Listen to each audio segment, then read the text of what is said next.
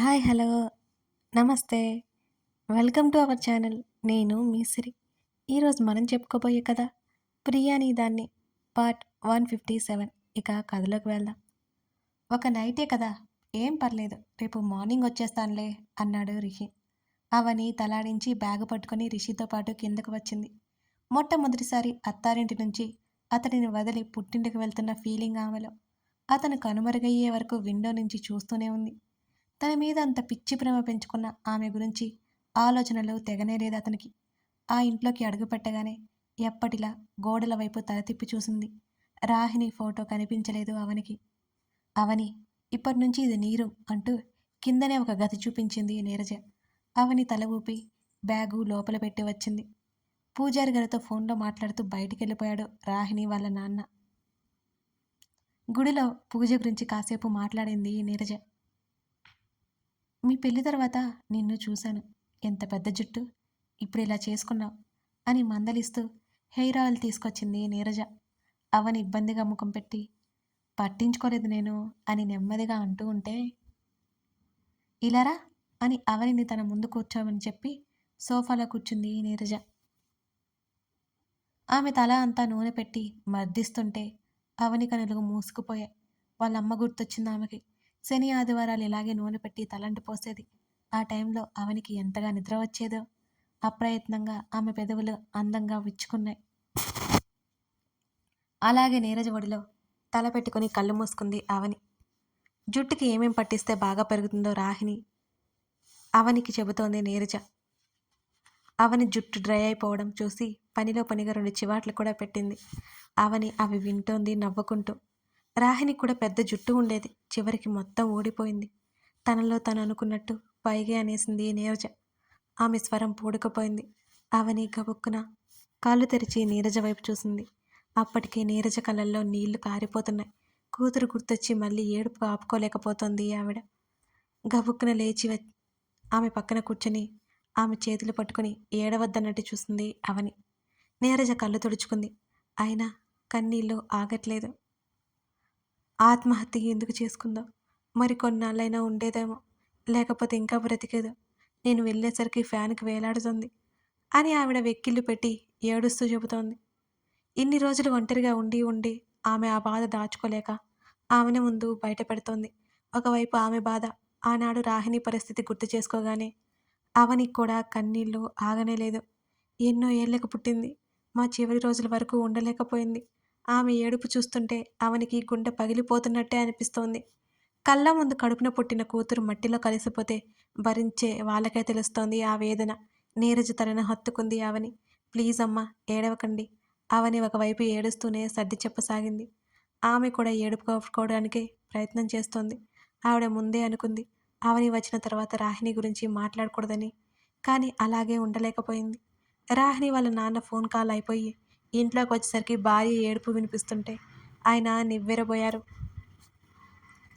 అప్పటికే అవని ఓదారుస్తుంటే మామూలు అవడానికి ప్రయత్నం చేస్తోంది నీరజ.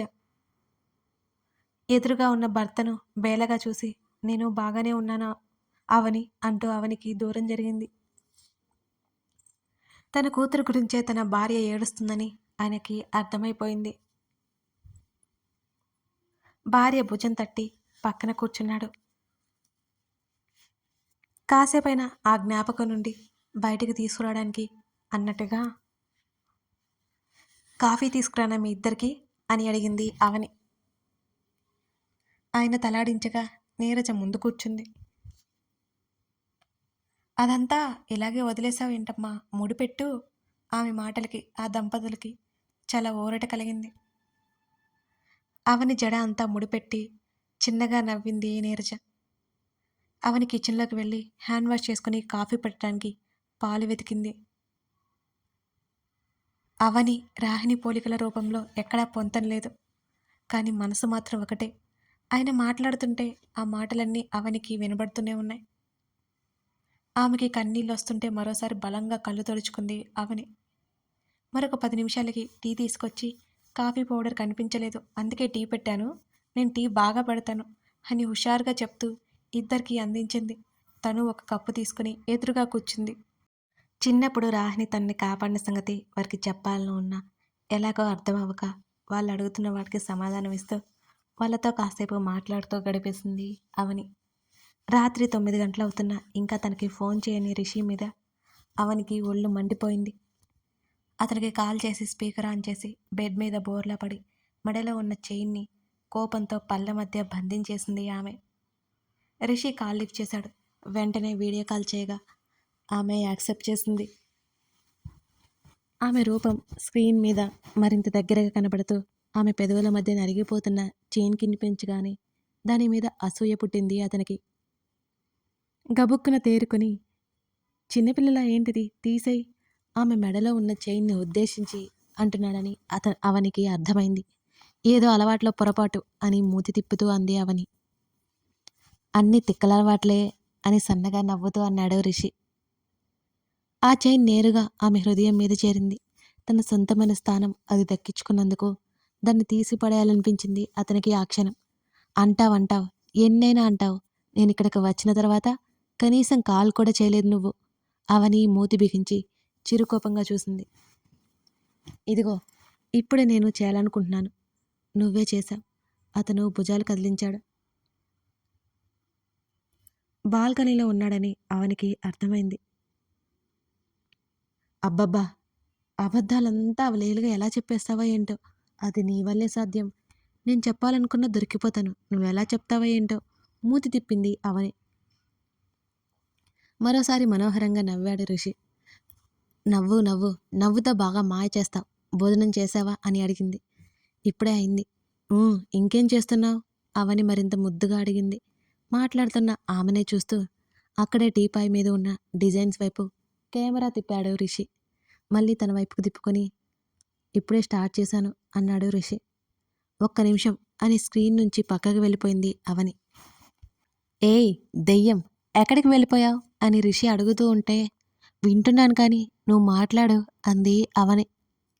స్క్రీన్ ముందుకురా అని అన్నాడు రిషి. అరే 5 నిమిషాలు ఆగవై వస్తున్నాను, ఈలోపు మాట్లాడు వింటున్నాను అంది అవని. ఫోన్కి కాస్త దూరంలో ఉన్నట్టు రిషికి అర్థమైంది. సరే నువ్వు వచ్చాక మాట్లాడతాను అన్నాడతను. ఓయ్ కాల్ కట్ చేయక స్వామి, 5 నిమిషాలు కూడా వెయిట్ చేయలేవా అవని అరిచేస్తూ మరో 2 నిమిషాలకు స్క్రీన్ ముందుకొచ్చింది. నైట్ డ్రెస్ నుంచి చీరలోకి మారిపోయిన ఆమెను చూస్తూ కళ్ళు ఎగరేశాడు రిషి. అది కంఫర్ట్గా లేకపోతే డ్రెస్ మార్చుకున్నా, ఆలోపి అంత తొందర ఏంటి నీకు? నన్ను పంపించేసి హాయిగా ఉందామనుకున్నావు కదూ అవని మూతి తిప్పింది. అవును, నిన్ను పంపేసి చాలా హాయిగా ఉన్నాను అతని ముఖం చిట్లించి వెటకారంగా అన్నాడు. అది నువ్వు చెప్పాలా, నీ వాలకం చూస్తేనే అర్థమవుతుందిలే అంది అవని. మాటలు నాలుక చివరన పెట్టుకుని ఉంటావా రిషి అడిగాడు. ఏం చేద్దాం, తమలాంటి హస్బెండ్ వస్తే నాకు తిప్పలు తప్పవని చిన్నప్పటి నుంచే ఇలా తయారయ్యానులే, ఈ జన్మకి ఇలా కానిచ్చేద్దాంలే అంటూ ఎంతో కష్టం వచ్చినట్లు అవని దీనంగా చెబుతోంది. అతని పెదవులు విచ్చుకున్నాయి. లేట్ అయిపోయింది కదా, ఇక రెస్ట్ తీసుకో అని అతను అంటుంటే కాసేపు మాట్లాడితే నీ సొమ్మేం పోతుంది ఉక్రోషంగా అంది అవని. అరే అలా కాదు, ఆల్రెడీ లేట్ అయింది కదా అని అతను అంటుంటే అలా కాక ఇంకేంటి, నిజం చెప్పు, ఒక్కసారైనా నన్ను తలుచుకున్నావా అవని ఏడుపు మొహం వేసి అడిగింది. మెంటల్, నోరు మూసుకొని పడుకో రిషి కసిరాడు. పో, నేను అలుగుతున్నా, కాల్ కూడా చేయను, రేపు పూజ అయిపోయిన తర్వాత నేను ఇంటికి కూడా రాను అవని బెదిరించింది ఏడుపు ముఖంతోనే. ఇప్పుడు నిన్ను ఎవరేమన్నారు, అక్కడే ఉండు అన్నారు రిషి. హవ్వా నువ్వు ఇలా మాట్లాడుతున్నావంటే నాకు డౌట్కొస్తోంది. నాకు తెలియకుండా ఏదో కథ నడపట్లేదు కదా అవని ఒక కనుబొమ్మ ఎత్తి అడిగింది. అతడి ముఖం చిట్లించి నిన్ను భరించడమే కష్టం, మళ్ళీ ఇంకో కథ మరో కథ వెటకారం ధ్వనించేలా అన్నాడు రిషి. ఈ క్షణం నుంచి నేను అలుగుతున్నాను అని అంది Avani. All the very best, good night అని కనికరం లేకుండా కాల్ కట్ చేశాడు రిషి. అతన్ని తిట్టుకుంటూ తనకు అసలు నిద్ర పట్టక గదిలో నుంచి బయటకొచ్చింది అవని. అవని, నిద్ర పట్టలేదా అంది నీరజ. కొత్త ప్లేస్ అయ్యేసరికి నిద్ర రావట్లేదు, నెమ్మదిగా చెప్పింది అవని. అయ్యో! అవునా? పద నేను నీ గదిలోకొస్తాను. పర్లేదు మీరు వెళ్లి పడుకోండి. అయ్యో! పర్లేదు వదా! అంటూ తన గదిలోకి వెళ్ళి ఆమె మరో 5 నిమిషాలకి బయటకొచ్చింది. నాకు గౌరవాలు అవి వద్దు అవని. నువ్వు హక్కుగా పిలిస్తే బావుంటుంది. అవని వైపు తిరిగి చెప్పింది నీరజ. అవని చిన్నగా నవ్వి, ఇక ఈ జన్మకి మీరే నా తల్లిదండ్రులు. కాకపోతే అలవాటు చేసుకోలేకపోయేసరికి కష్టంగా ఉంది. అంది నెమ్మదిగా. తొందర ఏం లేదు. నీకు ఎలా పిలవాలనిపిస్తే అలాగే పిలువు అంది నీరజ. భయపడకు, మొహమాట పడకు అంది అవని. సరే అవని చిరునవ్వుతో చెప్పింది. మాట్లాడుతూ నిద్రలోకి జారుకుంది అవని. అవని చుట్టూ చేతులు తిప్పి ముడికలు విరిచింది నీరజ. కూతురు గుర్తొచ్చి నిద్ర పట్టలేదు నీరజకి. ఏడవడానికి ఓపిక కూడా లేకపోయినట్టు అనిపిస్తోంది ఆమె పరిస్థితి. తన దగ్గరే ఉన్న చీర కట్టుకుంటుంటే వద్దని అన్నీ ఆమె సమకూర్చింది నీరజ. ఆమె స్వయంగా అవనిని రెడీ చేసింది. ఒకప్పుడు ఆమె బోటికి రన్ చేసిందని మాటల మధ్యలోనే చెప్పింది నీరజ.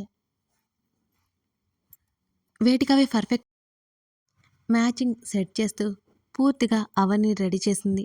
గ్రీన్ కలర్ పట్టు చీర అది. అద్దంలో తనని తాను చూసుకున్న అవనికి సరికొత్తగా కనిపించింది ఆమె. ముగ్గురు గుడికి బయలుదేరారు. అది వారి కోసమే కాబట్టి ఎవరినీ పిలవలేదు. అటునుంచి రాధారాణి, నారాయణ కూడా వచ్చారు. రిషి ఇంకా రాలేదని అతని కోసమే ఎదురు చూస్తోంది అవని. ఒకవైపు పూజకు ఏర్పాట్లు జరుగుతుంటే ఒక్కటే కూర్చుని గుడి ద్వారం వైపే చూస్తోంది అవని. ముందు మాధవ్ వస్తున్నాడు. ఆ వెంటనే రిషి కూడా గుడిలోకి అడుగుపెట్టాడు. చంద్రుని చూసి విచ్చుకున్న కలువలా, సూర్యుని స్పర్శకి విరిసిన తామరలా అవని ముఖం వెలిగిపోయింది. గ్రీన్ చెక్ షర్ట్లో ఉన్న అతన్ని తన్ను తాను చూసుకుని ముసిముసిగా నవ్వుకుంది. రిషి చేతిలో ఏదో కవర్ ఉంది. వాళ్ళిద్దరూ దగ్గరికి రాగానే మాధవ్ పలకరించాడు. మాధవ్ వైపు చూసి నవ్వి రిషి వైపు చూసి ముఖం తిప్పుకుంది. ఆమెను ఒకసారి చూసి అతడు నవ్వుకుంటూ నీరజ వాళ్ళ దగ్గరికి వెళ్ళాడు రిషి. ఆ కవర్ అందిస్తుంటే అవనిని కేకవేసింది నీరజ. లేచి వాళ్ళ దగ్గరికి వెళ్ళింది అవని. నీ భార్యకి ఇవ్వు. ఉదయం మర్చిపోయా. అందుకే నీ చేతి తెప్పించాను రిషి. ఆ కవర్లో ఉన్న మల్లెమాల తీసి రిషి చేతుల్లో పెట్టింది నీరజ. వాళ్ళు పక్కకు వెళ్ళగానే అతనే స్వయంగా ఆమె తలలో తురుముతాడని అనుకుంది. కానీ ఆమె ఆశల మీద నీళ్లు చల్లుతూ ఆమె చేతుల్లో పెట్టేశాడు రిషి. పళ్ళు బిగించి గొనిగింది. ఆ మాటలు అతనికి అర్థం కాలేదు. ఏంటి ఇవి సరిపోవా అని అతడు అడుగుతుంటే ఏం మాట్లాడకుండా జడలో తురుముకుంది. రాధారాణి కుంకుమ తీసుకొచ్చి అవని చేతిలో పెట్టింది. త్వరగా రండి, పూజారి కూడా వచ్చేశారు అంటూ వెళ్ళిపోయింది ఆవిడ. ఆమె చేత్తో కుంకుమ తీసి అతని దగ్గరికి పెట్టగానే అతని వెనక్కి సర్దుకున్నాడు. నాకు ఇవన్నీ నమ్మకం లేదు అని అతను అంటుంటే అంతలోనే అతని ముఖం గంభీరంగా మారిపోయింది.